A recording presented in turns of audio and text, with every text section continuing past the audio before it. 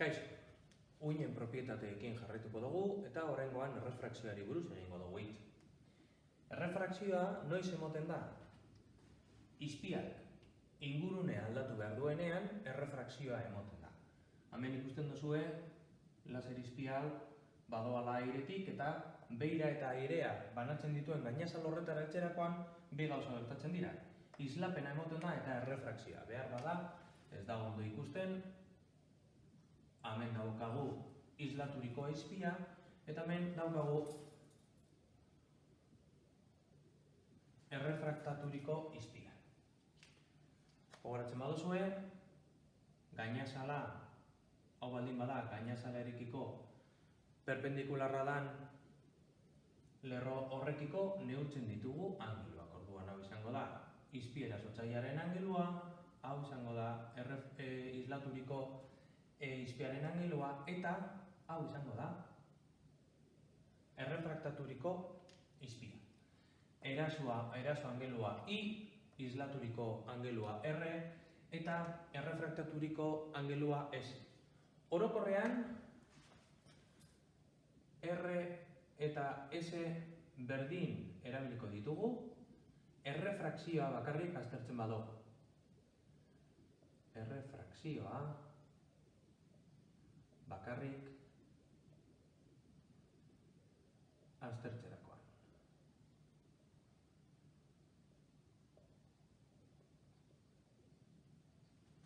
Ariketetan egingo dugunez bakarrik errefrakzioa, islapena ahaztuko dugunez, hemen R jarriko dugu ere bai. Baina azalpen teorikoan erabiliko dugu ziro angeluak. Eraso angelua, islaturiko izpiaren angelua eta errefraktaturiko izpiaren angelua. Hortaz, zer gertatzen da?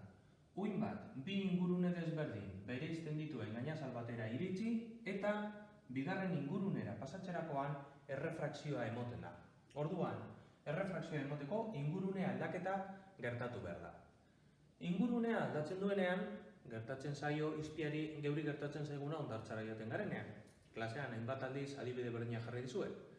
Pentsatu, bagaudela hondartzan, kotxetik ateratzen garela, asfaltoa dago eta uretara joateko irrikitean gaude. Hazten gara korrika eta asfaltotik oso ondo goaz. Bat-batean are zikura heltzen gara eta geure energiaz badugu aldatzen, astiroago egiten dugu korrika. Gehiago kostatzen zaigu hortik ingurune horretatik edatzea.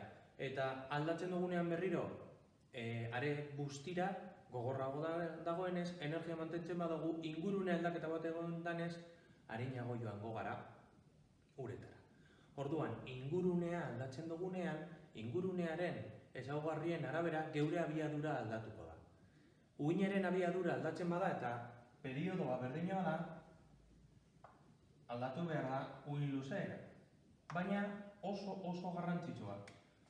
Frekuentzia ez da aldatzen. Argiarekin lan egiten dugunean eta errefrakzio ariketak egiten ditugunean buruan euki, frekuentzia ez da aldatzen. Aldatu egiten dena da uhin luzeera, edo bere abiadura ingurune berrian. Ez ahaztu hondartzako adibide hori. Orduan, errefrakzioaren legea zeintzuk dira, ikusten dugunez plano honetan N, I, R eta S daude. Hortaz, eraso angelua, errefraktaturiko izpiaren angelua eta N plano berean daude, eta bigarren legea, izpi erasotzailea errefraktatua baino abiadura handiagoan eratzen bada, I eraso angelua, S errefrakzio angelua baino handiagoa izango da. Horrek zer esan nahi du? Izpi erasotzaileak ingurune batetik arin baldin badoa, bere angelua izango da handiagoa. Zenbat eta abiadura handiagoa, angelua handiagoa aukiko dugu. Formulak erabilita, seno I zati V eraso, berdin seno S zati V errefraktatua.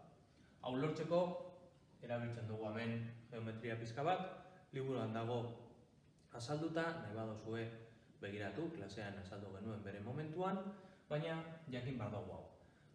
Hurrengo bideo batean, argiari buruz hitz egiterakoan, hau Snellen legean bihurtuko dugu, baina momentuz jakin behar dugun gauza bakarra da, errefrakzioa emoten dela, izpia ingurune batetik bestera pasatzen danean, eta hor abiadura aldaketa bat egongo dela. Ikusten duzuen hemen, dagoenez, angelu aldaketa dago ere bai.